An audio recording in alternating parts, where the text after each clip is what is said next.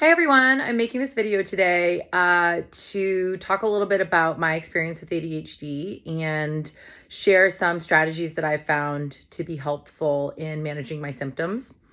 So, a little bit of background. I was diagnosed with ADHD around first grade, and from that point, I was given medication to manage those symptoms. So I was on a few different medications, but the main ones that I was on were Ritalin when I was in my younger years, and then Concerta starting in 8th grade through high school and college. So, uh, being in a private school setting, having medication was really, really helpful for me because the setting was very strict and there was a lot of expectations, and it just was useful for me so that I could focus enough to learn the lesson. Beginning in first grade, I was already struggling with reading, and it wasn't because I had a reading disability. It was because I couldn't even sit down and focus enough to take in a reading lesson. So having that medication was really useful for me. There are drawbacks to having medication. And so when people ask me about, was it a good experience? Would I recommend it? I'm not a medical professional. And so it's definitely something you'd want to sit down and discuss with your physician if it's something you're considering for yourself or your child. But in my experience, it was very useful. It helped me to focus. It helped me to reach my potential. There were definitely negative aspects of it being on medication, but ultimately I decided to come off of it right before I started grad school, which looking back was a little bit crazy. I decided that I wanted to get off medication. I was not using the medication properly at that point. I was trying to use it on an as needed basis, which is not how Concerta is designed to be used. So I would take the medication when I had an exam or needed to study or what have you. And then when I would come down off of it, it would be a really rough transition. It would be very anxiety producing. I would have mood swings. It just wasn't working out. And so I decided to just come off of it. So that was a big learning experience for me. There are three things that over the years since I stopped medication that I've really found to be very helpful in managing symptoms. So those three things are physical activity, diet, and what I put in my body, and the last one being organization, which is funny to even talk about because most people who have ADHD would just laugh at the idea, just organize yourself.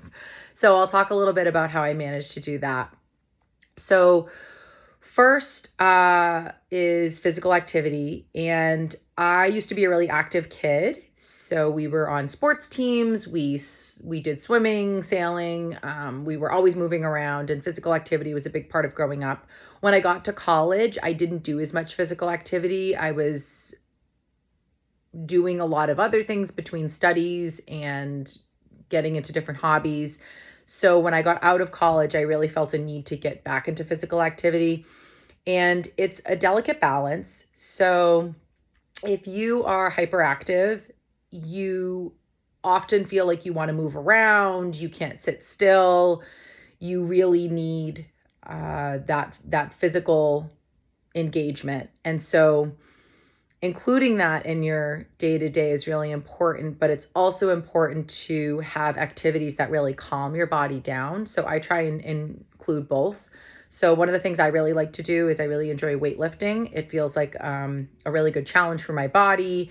I can sort of compete with myself, and it's something that I can continuously get better at. So I really enjoy that. But I also enjoy activities that are outdoors because being outside and being in nature is very calming for anxiety. And a lot of people with ADD and ADHD experience anxiety. So being out in nature can be really helpful for calming your mind, allowing you to focus. So hiking and biking are two of my other favorite activities. So like I said, I try and balance that with something that's more calming. I do a lot of stretching before and after a workout. And so when you're doing a workout and you're hiking or something really intense and you're really energized, it's really important that you come down from that And so doing a lot of stretching or doing yoga is really helpful for me. Another thing that I found really helpful is brain gym. I do brain gym with all of my students, and brain gym is very controlled in specific movements. And the idea is that you're calming and focusing your mind, but you're also helping your brain to build new neural pathways.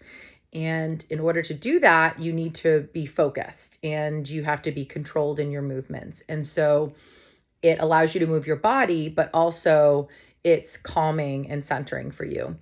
A lot of parents will, see their kids who are hyperactive and think, oh my gosh, they can just go all day. And sometimes the solution is to just let the kids go crazy and run and play all day long. And it seems like they can handle it, but at the end of the day, there's like a crash or there's like they're falling apart. They may seem like they have all that energy, but that's the hyperactive part of what's going on. And so it's really important to balance those high energy activities with something that's very calming and centering. So that's what I found is helpful for me. Another thing I wanted to talk about was diet. So, when we were growing up, I always had access to very healthy meals. My mom always home cooked our dinners and made us lunch to go to school. So we always had healthy food in the house, but also we weren't necessarily limited in our sugar intake. So as a kid, I, like most kids, absolutely loved sugar. And so I was consuming a lot of sugar. And so you can imagine for somebody who's already hyper, it's not the best thing to add into the mix. So having that like blood sugar spike and already being kind of crazy and running around, it just wasn't helping. And in addition to that, I mean, I don't have to go into research about sugar, but it's not really a great building block for, a healthy brain and, like just growing. So what I try and do my best is to implement, a really healthy, balanced diet, a lot of veggies, a lot of lean meats, things like that. Don't get me wrong, I am a fiend for ice cream. So anyone who knows me knows how much I love ice cream. And so I wouldn't say like cut sugar out of your life completely, but definitely limiting that is really helpful. And those healthier foods have the nutrients and all of the healthy things that your brain needs to build and grow. And we know that our brains are plastic and we know that we can change our brains. So building new neural pathways and teaching yourself good habits for your brain to, build those neural pathways and implement that, you really need good fuel. So sugar is not probably the best fuel. The other thing that I include in my diet is coffee. So for people with ADHD and ADD, we know that they can be prone to addictive behaviors. So you do want to be careful with this one because you don't want to get carried away and be chugging coffee all day and then you can't sleep, which is already often a problem for people with ADHD. So I try and limit my coffee intake to maybe 2 cups and before 11 a.m. And I find that it's really helpful in getting my mind to focus first thing in the morning.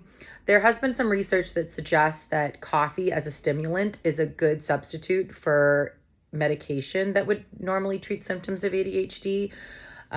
It can be useful in helping you focus, and I have found that it's helpful for me. That's just my experience. So I would definitely recommend experimenting with it a little bit, but definitely not getting carried away. Another thing is alcohol. So alcohol, as I mentioned before, people with ADHD and ADD can be prone to addictive behaviors, and alcohol is addictive. So you have to be really careful with alcohol when you have attention issues. I stopped drinking alcohol. I used to drink alcohol, and there were definitely some issues that would arise for me. So number one, when you already have impulsivity issues and you have impulse control problems, when you're adding something that inhibits your inhibitions to the mix, it can make you feel like you're out of control. And that can cause a lot of anxiety, and it's just not a great situation. So I found that being somebody who has a lot of impulse control issues and then adding alcohol into the mix was not a good situation for me. Another thing is, it's a slippery slope and you can become reliant on alcohol, especially as somebody with ADHD who may seek to self-medicate. It's a depressant. So it can actually make you feel more calm and relaxed. And so that feeling is really appealing and it can become addictive. So for me, it's just not something that I include in my lifestyle. And I definitely would suggest, if you're somebody with ADHD, to consider that and maybe be a little bit more thoughtful about it. I'm not saying, stop drinking, everyone, but it's something to definitely be mindful of. It's been a good change for me. So that's diet. And then the last thing I wanted to talk about was organization. So when I came off my medication right before I started grad school, I knew I was in trouble. I knew that I wasn't going to be able to remember all the things that I needed to remember. I knew inevitably I was going to probably drop the ball. And so one of the things that I got right away was an agenda. And I brought it with me everywhere. It was in my purse. I kept it with me all the time. So the great thing about an agenda is, number one, you can put all your appointments down. You can make sure you don't miss things.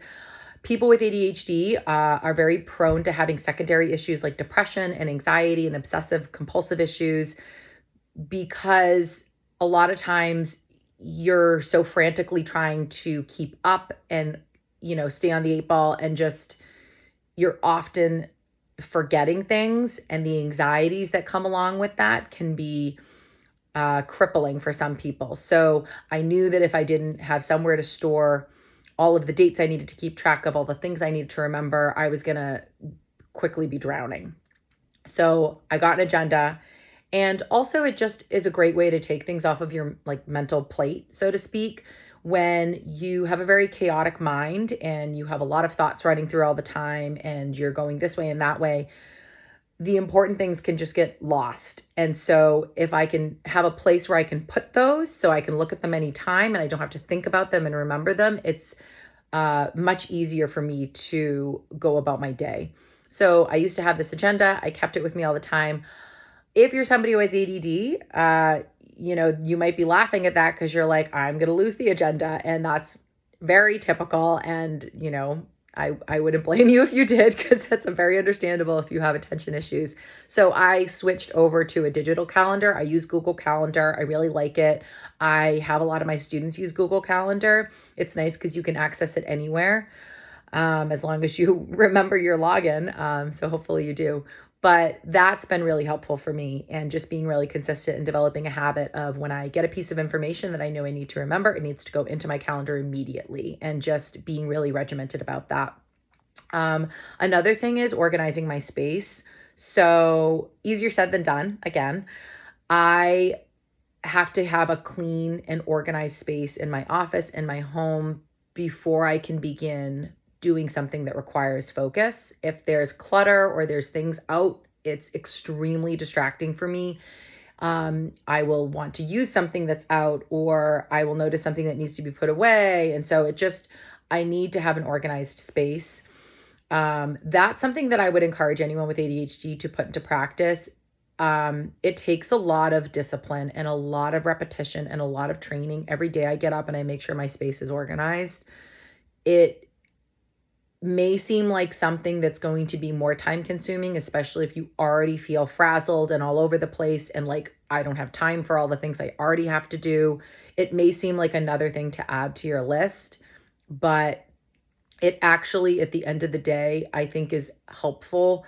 And, things are in their rightful place. You know where to find things. Things don't get lost as much. So I would recommend trying it and making it a habit. Maybe you spend 5 minutes every morning just tidying your space. And if that, 5 minutes is all you can do, then 5 minutes is all you can do. It has made a major difference for me. And I know that that's not how I always was. I used to have a checklist by my door when I was a kid because I couldn't even remember to put my shoes on and brush my teeth. Never mind clean my room. So I've come a long way, but it's something that I have to do in order to be successful. So I would definitely recommend giving it a try. So those are some of my tips that I have.